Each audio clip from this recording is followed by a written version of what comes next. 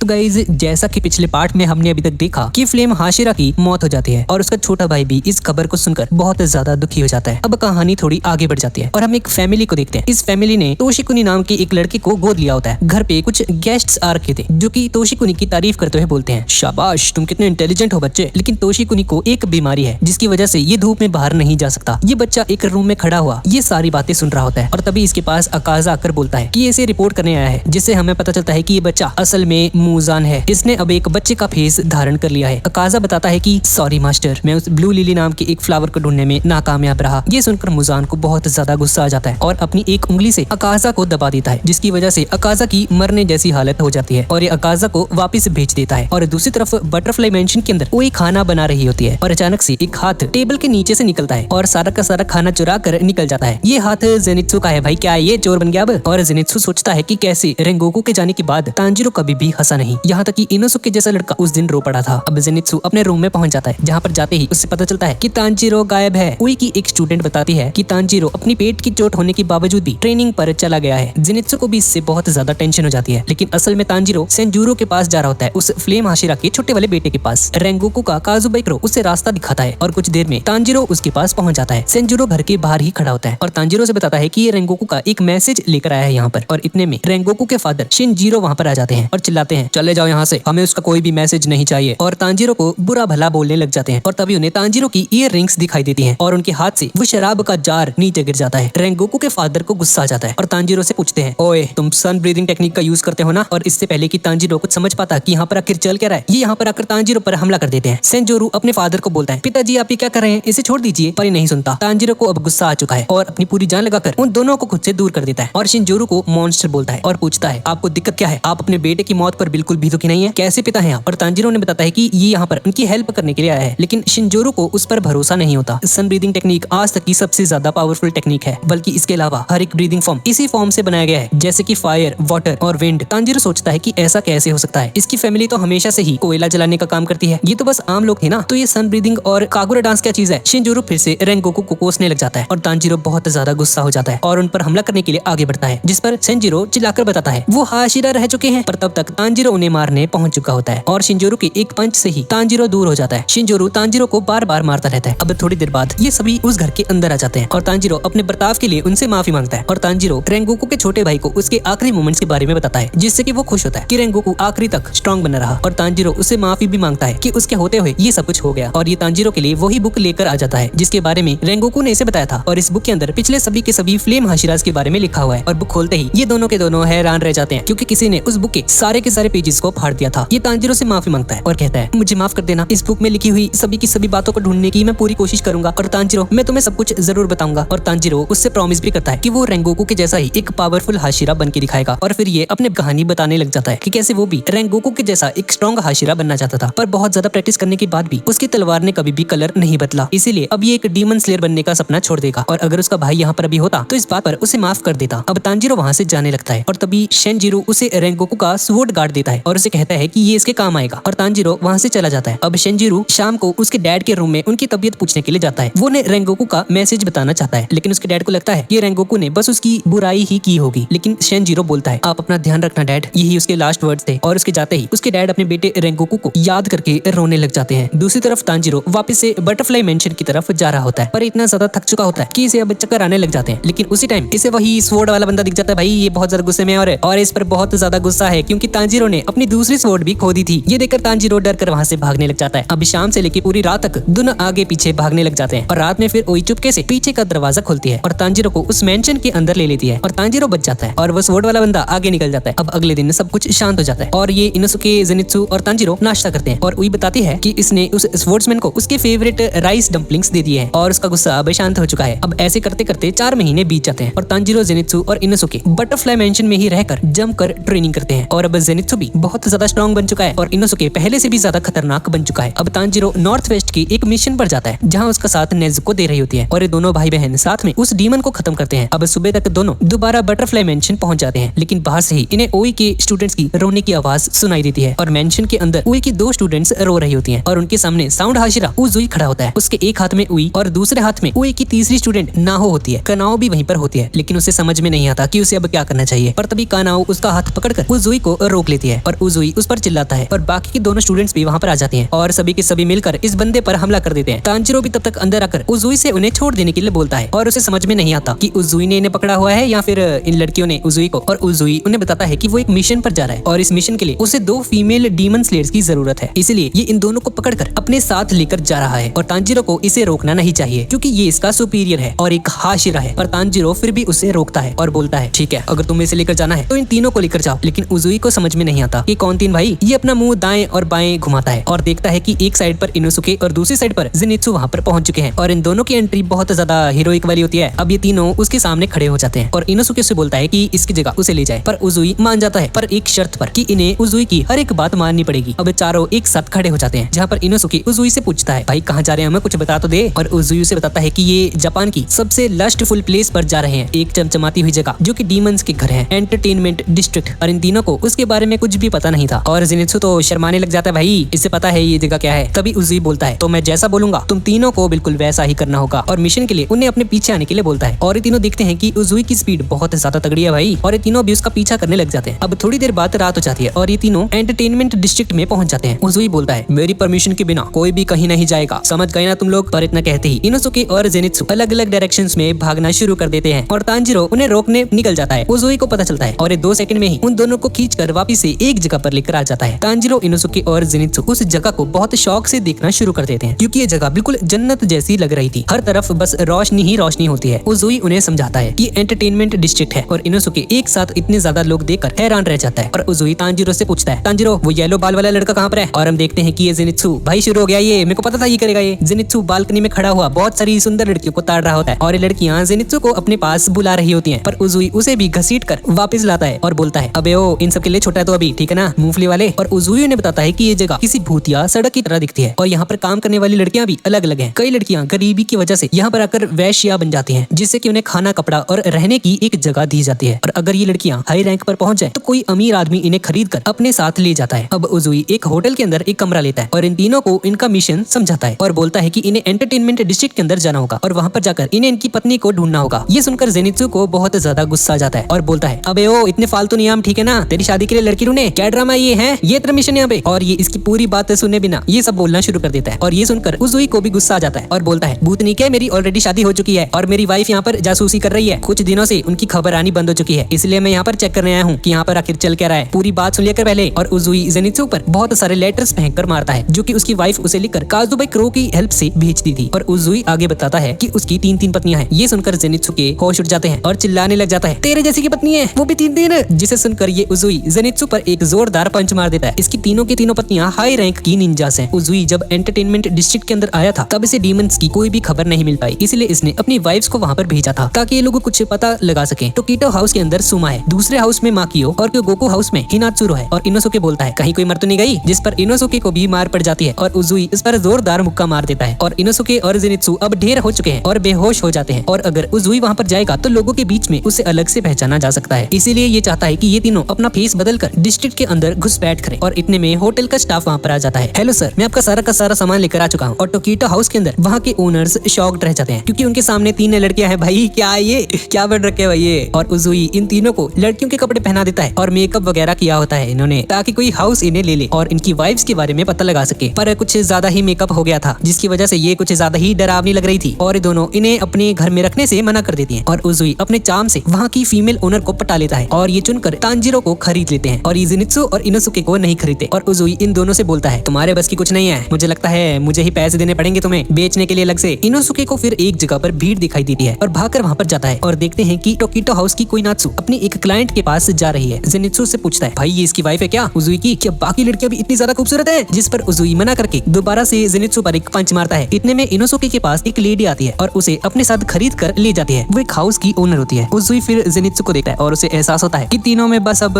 वो ही बचा है। और इस तरफ हाउस के अंदर उसकी ओनर उसका मेकअप धो देती है इनोसुके का और इनोसुके का खूबसूरत चेहरा देखकर वो बहुत ज्यादा खुश हो जाती है और ये लोग इसे लड़की ही समझते हैं। इधर जेनित्सु भी एक दूसरे हाउस में आ जाता है। वो बात करती है कि जेनित्सु को बेचने वाला लड़का काफी हैंडसम था, इसलिए हमारे ओनर ने इस लड़के को रख लिया, जबकि इसका मेकअप कितना ज्यादा डरावना लग रहा है। भाई जेनित्सु को ये भी याद आता है कि कैसे उजुई ने कहा कि ये लोग उससे टॉयलेट भी साफ करवा सकते हैं, बस ये इसे यहाँ पर रख ले, उन्हें इसके पैसे देने तक की जरूरत नहीं है। और इधर टोकीटो हाउस में तांजीरो सबके कामों में हाथ बटाता है और उसे फिर कुछ सामान को ऊपर रखने के लिए बोला जाता है। जाता है जिसे उसे कोइनात्सु के कमरे में रखना है। ऊपर दो लड़कियां आपस में बात कर रही होती है कि कैसे कुछ दिन पहले हाउस की मैडम की मौत हो गई थी। तांजीरो वहाँ पर आ जाता है और सुमा नाम की एक लड़की का नाम पहचान लेता है कि ये तो उजुई की वाइफ है। और तभी यहाँ पे हाउस की ओनर कोइनात्सु वहाँ पर आ जाती है। कोइनात्सु तांजीरो को उसका सामान लाने के लिए कुछ कैंडीज देती है। फिर तांजीरो उससे सुमा के बारे में पूछने लगता है। कोइनात्सु को उस पर शक होता है और वो पूछती है कि उसे सुमा के बारे में क्यों जानना है। तांजीरो घबरा जाता है, पर सुमा का पता लगाना भी जरूरी था। तांजीरो अपने दिल पर पत्थर रख के जैसे तैसे झूठ बोलता है, पर उसका झूठ ये होता है कि सुमा दरअसल उसकी बड़ी बहन है, जिसे सुनकर कोइनात्सु और वो दोनों लड़कियां बहुत शौक में आ जाती है। तांजीरो आगे बताता है कि जितना टाइम भी सुमा यहाँ पर थी वो दोनों लेटर के जरिए आपस में बात किया करते थे। यहाँ उजुई एक हाउस की छत पर बैठा हुआ सब कुछ देख रहा होता है। वो सोचता है कि एक और दिन निकल गया और कोई खबर भी नहीं आई। उसे दूर से ही फील होता रहता है कि यहाँ कुछ तो गड़बड़ हो रही है। उसे लगता है कि कोई और इस बात को महसूस क्यों नहीं कर पा रहा। कैसा हो सकता है कि जो डीमन यहाँ पर रह रहा है वो एक अपर रैंक का डीमन है। यहाँ इनोसुके अपने हाउस में गुस्से से कहीं पर जा रहा होता है और कहता है कि अगर उसने इस किमोनो को पहने रखा तो ये मर जाएगा। और तभी उसे कुछ लड़कियों की आवाज सुनाई देती है जो कि उजुई की दूसरी वाइफ माकियो की बात कर रही थी। इनोसुके चुपके से उनकी बातों को सुनने लग जाता है। एक लड़की बोलती है कि माकियो अगर ऐसा ही करती रही तो उसे यहाँ से निकाल दिया जाएगा। दूसरी लड़की बोलती है कि शायद उसकी तबीयत बहुत खराब है, उसने माकियो को बहुत आवाज लगाई पर फिर भी वो अपने कमरे से बाहर नहीं निकल रही है, तो काश वो ठीक हो। इनोसुके माकियो के कमरे की तरफ बढ़ने लगता है और याद करता है कि उजुई ने उसे बोलने से मना किया है क्योंकि उसकी आवाज ऐसी लगती है जैसे कोई जानवर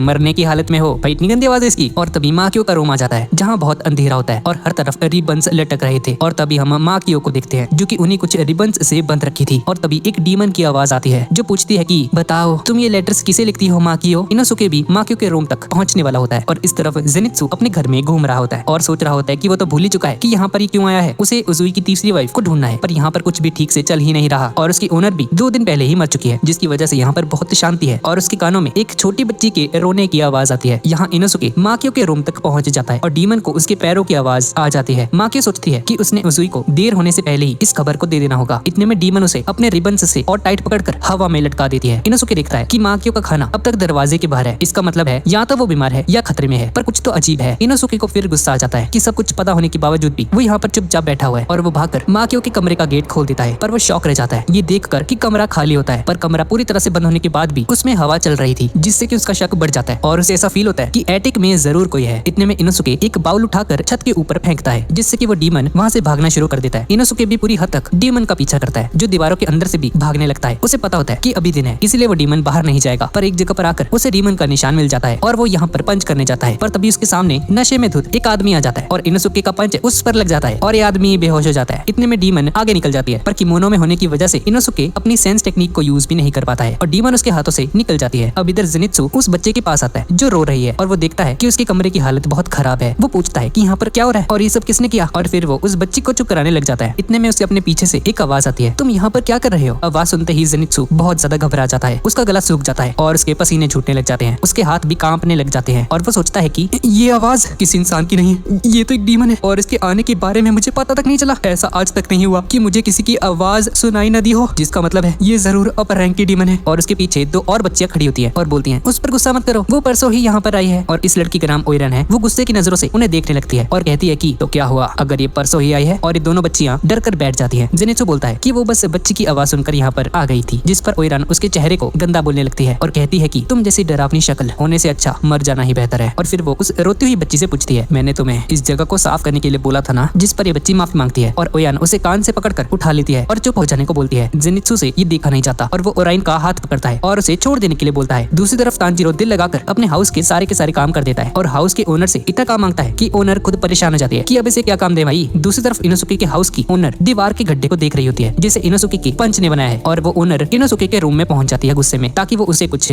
मैनर्स दिखा सके। पर जैसे ही ये इनोसुके के रूम में जाती है वो देखती है कि इनोसुके ने अपने सिर के ऊपर पैरों को हवा में लटका रखा है। ये क्या कर रहा है भाई। ओनर शॉक हो जाती है और पूछती है कि अबे ये क्या कर रहा है तू। और इनोसुके सोचता है कि प्योर कंसंट्रेशन के बाद भी वो डीमन का पता नहीं लगा पा रहा है और ये बहुत अजीब सी स्टाइल में घूमकर खड़ा हो जाता है। और इस तरफ ओइरान जेनित्सु से पूछती है कि तुमने अभी मुझसे क्या कहा था, जिस पर जेनित्सु दोबारा से उसे उस बच्ची को छोड़ देने के लिए बोलता है। ओइरान को ये सुनकर गुस्सा आ जाता है और जेनित्सु के मुंह पर एक पंच मार देती है और जेनित्सु दूर जाकर गिरता है। अब हम कुछ दिन पहले का सीन देखते हैं। इसमें उसकी हाउस की ओनर ओइरान से बात कर रही होती है। मैडम बताती है कि उसके आने के बाद कई लड़कियों ने आशिनुकी कर लिया है और कईयों ने तो खुद की जान भी ले ली है, पर अब बस बहुत हो चुका। और ये जवाब देती है कि उस पर ये इल्जाम लगाना गलत बात है और इसमें उसकी कोई भी गलती नहीं है, क्योंकि लोग उसे सामने से आकर परेशान करते हैं। पर मैडम कुछ नहीं सुनती। ओइरान उससे बोलती है, याद करो कौन आपको इस घर में सबसे ज्यादा पैसे दिला रहा है। ओइरान की आंखें देखकर मैडम को डर लगता है और वो बताती है कि इसके बारे में बचपन में उसे एक लेडी ने कहानी सुनाई थी और उसने बताया था कि एक ओइरान है जिसे उस लेडी ने बचपन में देखा था। वो बहुत ही खूबसूरत और जवान थी जिसे सब चाहते थे, पर वो लेडी बूढ़ी हो गई गई, पर तब भी वो ओयरान बिल्कुल भी नहीं बदली और ओयरान के नाम के आगे हीमे लगा होता है। और जब भी उन्हें कोई परेशान करता है तो वो ऐसे ही तिरछी नजरों से गुस्से में देखा करती है। मैडम अपने हाथ में एक चाकू लिए हुए थी और वो ओयरान से पूछती है कि आखिर ये है क्या, ये कोई इंसान भी है या नहीं। और तभी कमरे की बत्तियां बुझ जाती हैं और ये लड़की अपने असली डिमन रूप में आ जाती है और मैडम को भी अपने रिबन से पकड़ लेती है और कहती है कि जब मैडम को ये पता चल गया था तो उसे चुप रहना चाहिए था, इसी तरह से सब जिंदा रहते, पर अब उसे मरना पड़ेगा। वो बताती है कि वो एक अपर रैंक 6 की कुजुकी डाकी है और उसे मैडम जैसे बदसूरत, बूढ़े और गंदे लोगों को खाना पसंद नहीं है और मैडम को बालकनी से बाहर फेंक देती है और उस मैडम की मौत हो जाती है। डाकी अब अपने कमरे में आ जाती है और देखती है कि यहाँ पर मुजान बैठा हुआ है, जिसे देखकर डाकी उसके सामने सिर झुका लेती है। मुजान कहता है कि डाकी ने बहुत सारे लोगों को खा लिया है और बहुत स्ट्रॉन्ग भी बन चुकी है, तो इसे खुश होना चाहिए। फिर मुजान डाकी को प्यार से आवाज लगाता है और उसके पास आकर बोलता है, तुम्हें पता है ना डाकी, मुझे सबसे ज्यादा तुमसे ही उम्मीदें हैं और अब से तुम और ज्यादा ताकतवर बनोगी और हाशिराज से तुम्हें बचकर रहना है। हाशिराज अपनी शक्ति से एक नजर से ही हम डीमंस को पहचान लेते हैं, लेकिन हम डीमंस ये पता नहीं कर सकते कि कौन मामूली इंसान है और कौन हाशिरा। अब प्रेजेंट में डाकी जेनित्सु पर पंच करती है और जेनित्सु दरवाजे तोड़ते हुए दूर जाकर गिरता है। हाउस का ओनर वहाँ पर आता है और डाकी से जेंको को छोड़ देने के लिए रिक्वेस्ट करता है। वो हाथ जोड़कर बोलता है कि कस्टमर्स आने वाले हैं और हाउस की ओयरान यानी कि डाकी के बिना शुरू नहीं कर सकते, उन्हें उसकी जरूरत है और वो प्रॉमिस करते हैं कि वो अब से उन्हें कोई भी तकलीफ नहीं पहुंचाएगी। और अचानक से ही डाकी का चेहरा बदलकर एक प्यारी लड़की जैसा बन जाता है और वो हंसकर बोलती है, मुझे माफ करना, शायद मैं इस लड़की पर कुछ ज्यादा ही गुस्सा हो गई और प्लीज आप माफी मत मांगिए, माफी तो मुझे मांगनी चाहिए। और फिर बाकी उन छोटी बच्चियों से कमरा साफ करने के लिए बोलती है और काम पर चली जाती है। मगर डाकी जाते जाते जेनित्सु को देखती है और वो सोचती है कि भले ही ये लड़की अभी बेहोश है, आसानी से हार गई, पर इस तरह गिरना एक टेक्निक है, जिसका मतलब है कि ये पक्का डीमन स्लेयर कॉर्प्स की एक मेंबर है। पर उसकी स्किल्स देखकर ये नहीं लगता कि एक हाशिरा है। वहीं दूसरी तरफ तांजिरो अपने रोजमर्रा के कामों को कर रहा होता है और तभी उसे एक अजीब सी स्मेल आती है जो सिर्फ रात में उसे महसूस होती है। इधर जेनित्सु को होश आता है और वो तीनों लड़कियां उसे थैंक यू बोलती हैं उन्हें प्रोटेक्ट करने के लिए, जिस पर जेनित्सु गलती से ये बोल पड़ता है, ये तो एक मर्द होने के नाते मेरा फर्ज था। पर तभी वो बात को पलट देता है और जेनित्सु को आराम करने का बोलकर वो तीनों लड़कियां वहाँ से चली जाती हैं और उनके जाते ही वो डीमन जेनित्सु को भी अपने रिबन्स में पकड़ लेती है। अब हम देखते हैं कि तांजिरो के हाउस की जो ओयरान है कोइनात्सु, वो बहुत ही अच्छी है और अपनी छोटी असिस्टेंसेस के साथ अच्छे से बात करती है। इधर जेनित्सु के हाउस के ओनर को पता चलता है कि जेन को लापता हो गई है। अब ये ओनर जानता है कि ये उस डीमन का काम है, पर डर के मारे ये बात ये किसी को भी नहीं बताता और बोलता है कि इजाइंको के बारे में अब कोई भी बात नहीं करेगा। अब कुछ देर बाद इनोसुके और तांजिरो छत पर बैठे होते हैं, जहाँ इनोसुके तांजिरो को उस डीमन के बारे में बताता है। वो दोनों यहाँ पर उजुई और जेनित्सु का इंतजार करते हैं। इतने में उजुई यहाँ पर आ जाता है और बताता है कि जेनित्सु अब नहीं आएगा। दोनों को कुछ भी समझ में नहीं आता, जिस पर उजुई बताता है कि पिछली रात से ही जेनित्सु गायब है, मुझे तुम लोगों को इसमें शामिल नहीं करना चाहिए था, तुम्हारी रैंक अभी इसके लिए कम है, तुम लोग यहाँ से चले जाओ ताकि तुम जिंदा तो रह सको कम से कम। अगर यहाँ का डीमन अपर रैंक का हुआ तो तुम लोग भी मारे जाओगे और अपर रैंक अभी सबसे लो वाला है ये भी। पर इनोसुके उन्हें बताता है कि उनके पिछले मिशन के बाद उनकी रैंक बढ़ चुकी है और इजोनोटो से बढ़कर वो अब कोनोई रैंक तक पहुंच चुके हैं और उसके हाथ पर उसकी रैंक दिखाई देने लगती है। तांजिरो फिर इनोसुके से बोलता है, हमें उस घर की तलाशी लेनी होगी जहाँ पर जेनित्सु था। अब ये दोनों रात को मिलने का डिसाइड करते हैं। शाम को कोइनात्सु दोबारा अपनी फ्रेंड्स के साथ होती है और उन्हें डिनर करने के लिए बाहर भेज देती है और उनके जाते ही तांजिरो उसके पीछे अपने असली रूप में आ जाता है और वो कोइनात्सु को सारी सच्चाई बताता है कि वो एक लड़का है और यहाँ पर किसी मिशन पर आया है, जिस पर कोइनात्सु बताती है कि वो इस बात को पहले से जानती थी। उसे तांजिरो की आवाज सुनते ही ये बात पता चल गई थी, जिस पर तांजिरो बताता है कि वो सभी लोगों को बचाकर वापस लेकर आएगा। ये लड़की बताती है कि इसका भी कल यहाँ पर आखिरी दिन है और इसे भी कोई चाहने वाला मिल गया है और इसके साथ वो शादी करके यहाँ से चली जाएगी और तांजिरो उससे बहुत सारी विशेष देता है और चला जाता है। अब 2 मिनट बाद कोइनात्सु को अपने पीछे से दोबारा से आवाज आती है और उसे लगता है कि तांजिरो वापस आ गया है और वो पलट कर देखती है कि वहाँ पर डीमन डाकी खड़ी हुई है पीछे। कितनी हॉट है भाई ये, और बोलती है कल कोइनात्सु का आखिरी दिन है तो तुम्हें बाय बोला तो आना ही था मुझे। अब रात हो जाती है और तांजिरो इनोसुके के पास जाने के लिए निकल जाता है, मगर बीच में ही उसे डीमन की स्मेल आ जाती है। तांजिरो उसका पीछा करता है। दूसरी तरफ इनोसुके तांजिरो का इंतजार करते करते थक जाता है और फैसला करता है कि उसे खुद ही डीमन को पकड़ना चाहिए। वो खड़ा होता है और जंप करके अपने मुंह से छत तोड़ के उसमें लटक जाता है। वो कुछ आवाज लगाता है जिससे 2 बॉडी बिल्डर चूहे इनोसुके की तलवारें लेकर आते हैं और इनोसुके भी अपने असली रूप में आ जाता है। इनोसुके जल्दी से कपड़े बदलता है और डीमन को पकड़ने के लिए भाग जाता है और इधर जेनित्सु वाले हाउस में ओनर अपनी अभी अभी मरी हुई वाइफ के खून से भरे हुए कपड़ों को देख कर रो रहा होता है कि तभी अचानक से उसके पीछे उजुई आ जाता है और उजुई उससे पूछता है, यहाँ पर लोग गायब हो रहे हैं और मेरी वाइफ को जिसने मारा है तो मुझे उसके बारे में अभी बताओगे। और ओनर जवाब देता है, आखिरी बार मेरी वाइफ के साथ एक ओयरान प्रेजेंट थी और उसके आने के बाद ही ये सब कुछ हो रहा है। और फिर ये उजुई डाकी के कमरे में आता है पर वो कमरा खाली होता है। उजुई समझ जाता है कि डाकी शिकार पर गई है और उसके पीछे वो भी निकल जाता है। तांजिरो उस डीमन की स्मेल का पीछा करता है और पीछा करते करते कोइनात्सु के कमरे तक पहुंच जाता है। वो दरवाजा खुलता है और देखता है कि डाकी ने कोइनात्सु को अपने रिबन्स में पकड़ रखा है और तांजिरो हैरान रह जाता है क्योंकि कोइनात्सु का सिर्फ सिर उसे दिख रहा होता है पर बॉडी नहीं, जबकि कोइनात्सु अभी जिंदा होती है। तांजिरो डाकी की आंख में दिखता है और उसे पता चल जाता है कि वो एक अपर रैंक की 6th लेवल की कुजुकी है। तांजिरो अपनी तलवार निकालकर डाकी से कोइनात्सु को छोड़ देने के लिए बोलता है और तभी ये लड़की अपने रिबन से तांजिरो पर हमला करती है, जिससे कि तांजिरो बहुत दूर जाकर गिरता है। कुछ देर में उसे होश आता है और वो सोचता है उसके रिबन से उसकी ताकत है, ये इंसानों को अपने अंदर समा लेते हैं। अब तांजिरो की बॉडी में बिल्कुल भी जान नहीं बचती पर वो जैसे तैसे करके खड़ा हो जाता है। तुम उतने भी कमजोर नहीं हो जितने दिखते हो। इतने में तांजीरो के कंधे से नेजुको के बॉक्स का एक स्क्रैप टूट जाता है और उसे महसूस होता है कि एक और वार लगने से ये बॉक्स पूरी तरह से टूट जाएगा। तो वो बॉक्स को उतार कर साइड में रख देता है। तांजीरो नेजुको को बॉक्स से बाहर आने से मना करता है और तांजीरो डाकी से लड़ने के लिए बाहर आ जाता है। तांजीरो वाटर ब्रीदिंग का फर्स्ट फॉर्म स्ट्राइकिंग टाइड इस्तेमाल करता है और डाकी भी उससे लड़ने के लिए आगे बढ़ती है। तांजीरो बहुत मुश्किलों से डाकी के रिबन से बचता है और उसके रिबन्स को काट देता है जिसमें कोई नात्सु कैद थी। डाकी तांजीरो की इतनी सारी पावर को देखकर काफी इंप्रेस हो जाती है। तांजीरो सोचता है कि ये अपर रैंक 6 है तो क्या ये बिना उजुई के और जेनित्सु इनोसुके के इसे मार पाएगा? क्या ये कर सकता है ऐसा? पर अब तांजीरो को ये करना ही होगा, उसके पास कोई और चारा है ही नहीं है। और तभी उजुई डिस्ट्रिक्ट की छतों पर घूम रहा होता है। ऐसे ही कुछ देर में वो डिस्ट्रिक्ट के एक सुनसान इलाके में पहुंच जाता है और तभी उसे अपनी एक वाइफ हिनात्सुरो दिख जाती है जो कि डीमन के रिबन से बंधी हुई है। उजुई फिर से छुड़ाता है और इसकी वाइफ की हालत बहुत ज्यादा खराब होती है। वो बताती है कि जब तक उसे पता चला कि ओइरान एक डीमन है तब तक उस डीमन को स्पर्शक हो चुका था और उसे बचने के लिए इस औरत ने जहर पी लिया था। वो फिर उजुई को उसे छोड़कर डाकी से लड़ने के लिए कह देती है, जिस पर उजुई जवाब देते हुए बोलता है ठीक है मैं जाता हूँ। पर वो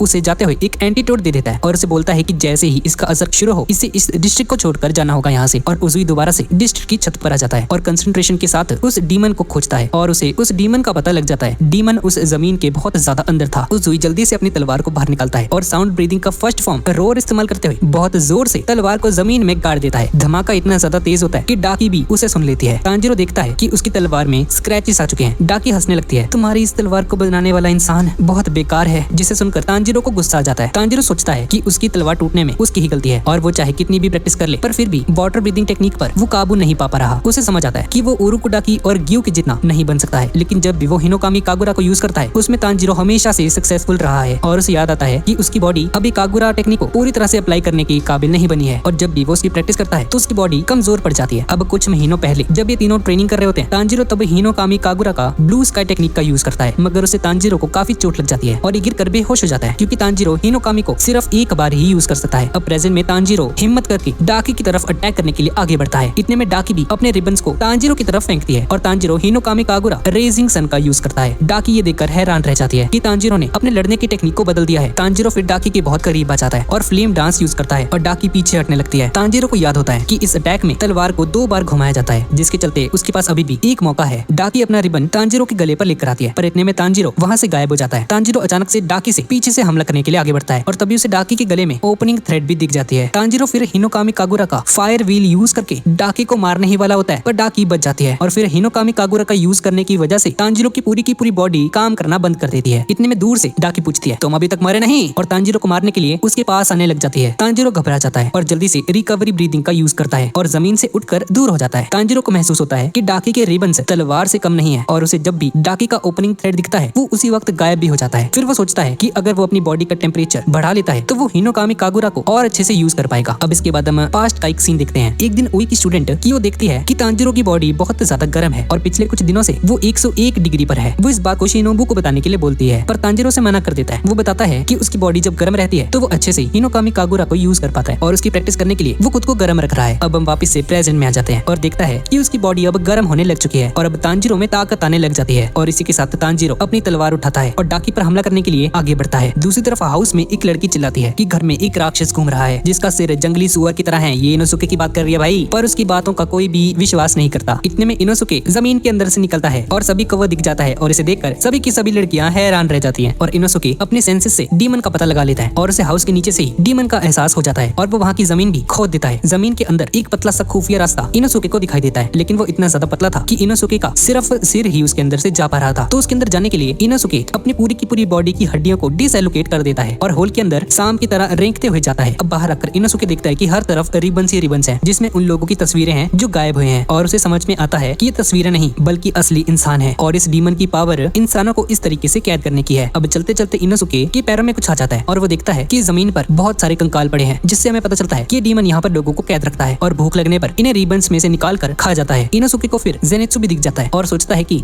ये क्या कर रहा है भाई यहाँ पे। इतने में उसे पीछे से आवाज आती है, ये तो मुझे सोचना चाहिए था, और उन दोनों में एक फाइट होनी शुरू हो जाती है और इनोसुके बहुत चालाकी से उस रिबन से लड़ते लड़ते इंसानों के रिबन्स को काटने लग जाता है और तभी रिबन के पीछे 2 आंखें खुलती हैं। ये डाकी की आईज होती हैं और वो कहती है कि तुम्हें इसे जिंदा पकड़ना होगा क्योंकि ये बहुत सुंदर लड़का है। इतने में इनोसुके उस रिबन पर हमला करने के लिए आगे बढ़ता है पर अब रिबन भी उससे जमकर फाइट करती है और कहती है कि तुम मुझे कितना भी नुकसान पहुंचा लो मुझे कुछ नहीं होने वाला क्योंकि मैं मेन बॉडी नहीं हूँ और जिसे भी तुम आजाद करोगे मैं उन्हें दोबारा से कैद कर लूंगी। इनोसुके मुड़कर देखता है और कुछ रिबन्स उसके बचाए हुए लोगों पर अटैक करने मारने जा रहे हैं। इनोसुके उन्हें बचाने जाता है, मगर इतने में कुछ चाकू लगने की वजह से रिबन्स कट जाते हैं। इनोसुके देखता है कि सामने दो लड़कियां खड़ी हुई हैं। फिर वो उसे बताती हैं कि वो सुमा और माकियो है, उजुई की दूसरी और तीसरी वाइफ। और हम देखते हैं कि सुमा बहुत डरपोक होती है और लड़ाई करते करते इसके आंसू निकल रहे होते हैं। तो आई क्यों है भैया लड़ने? इससे माकियो को गुस्सा आ जाता है, डरपोक कहीं की, और वो सुमा को खड़े होकर चिल्लाने लगती है। दोनों की बकबक सुनकर इनोसुके भी हैरान रह जाता है, भाई क्या कुड़ियां ये। तभी इनोसुके के पीछे से जेनित्सु निकलता है। जेनित्सु नींद में होता है, जिसकी वजह से उसके अंदर का असली मर्द जाग उठता है और ये अपनी तलवार को निकालकर थंडर ब्रीदिंग का फर्स्ट फॉर्म थंडर बोल्ट और फ्लैश 6th का यूज करता है और बिजली की तेजी से सभी रिबन्स को एक बार में ही काट देता है। और इनोसुके बोलता है, तुम अगर ऐसे ही हो तो तुम्हें जिंदगी भर बस सोते ही रहना चाहिए। अब उजुई भी वहाँ पर पहुंच जाता है और डीमन को पता चल जाता है कि यहाँ पर उजुई आ चुका है। रिबन उसे देखते ही समझ आती है कि एक हाशिरा है और डर जाती है। माकियो और सुमा उसे देखकर इमोशनल हो जाती है। माकियो फिर सोचती है कि ऐसा पहले बिल्कुल नहीं था, अपनी जान की परवाह करना उसे कभी सिखाया ही नहीं गया। ऐसी ट्रेनिंग हुई थी उनकी, लेकिन जब ये उजुई से मिली तो उजुई ने उसे सबसे पहले खुद को बचाने की बात कही। प्रेजेंट में उजुई अपनी वाइफ्स के पास आता है और उनसे कहता है, तुमने बहुत अच्छा काम किया, मेरी पत्नियों से मुझे यही उम्मीद थी। और वो खुद लड़ाई के लिए अब तैयार हो जाता है।